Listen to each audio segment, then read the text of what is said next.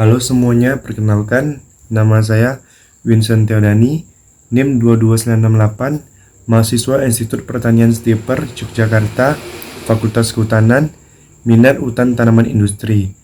Dan kali ini saya akan menjelaskan tentang Information and Communication Technology atau yang biasa kita kenal dengan ICT.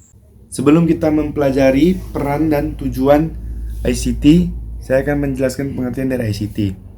ICT mewakili kata yang bisa kita sebut sebagai teknologi informasi dan komunikasi dalam bahasa Indonesia atau TIK, yang artinya sebuah istilah ekstensional untuk teknologi informasi yang menekankan peran komunikasi terpadu dan integrasi telekomunikasi atau saluran telepon dan sinyal nirkabel dan komputer, serta software atau perangkat lunak, perusahaan yang diperlukan, middleware, penyimpanan, dan sistem audiovisual yang memungkinkan kepada pengguna untuk mengakses dan menyimpan, memanipulasi informasi.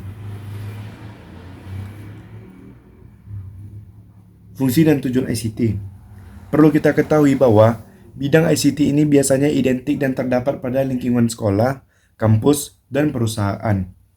Bagian atau pusat ICT ini ada dengan fungsi untuk mengembangkan, mengimplementasikan, dan mendukung sistem informasi dan aplikasi yang mendukung proses akademik dan administrasi dari sekolah, kampus, atau perusahaan. ICT memiliki tujuan untuk memastikan bahwa seseorang atau bagian, atau baik itu staf dan mahasiswa pada lingkungan tersebut, telah terjamin aksesnya kepada sumber daya ICT atau TIK, baik itu fasilitas pembelajaran, pengajaran, penelitian, penyebaran ilmu pengetahuan, dan lain sebagainya yang terkait ICT.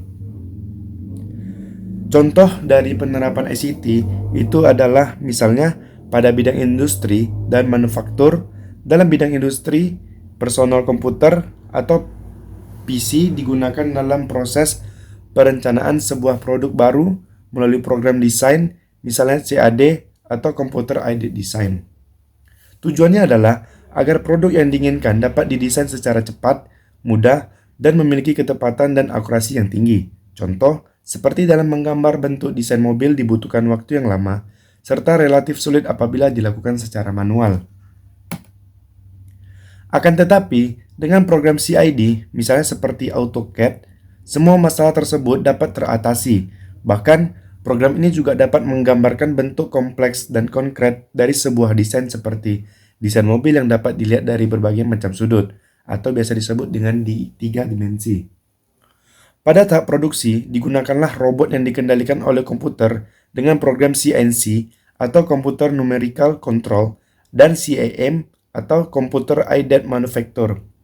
Bahkan, uji coba ketahanan kendaraan pun juga dapat dilakukan serta disimulasikan dengan komputer ini.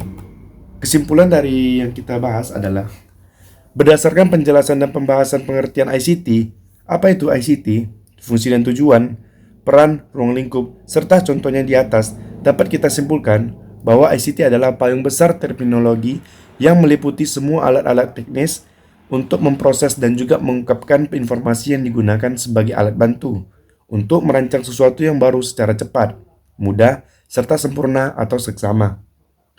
Penerapannya pun juga dilakukan dalam berbagai bidang seperti bidang bisnis, industri, pendidikan, kesehatan, pemerintahan, dan lain sebagainya.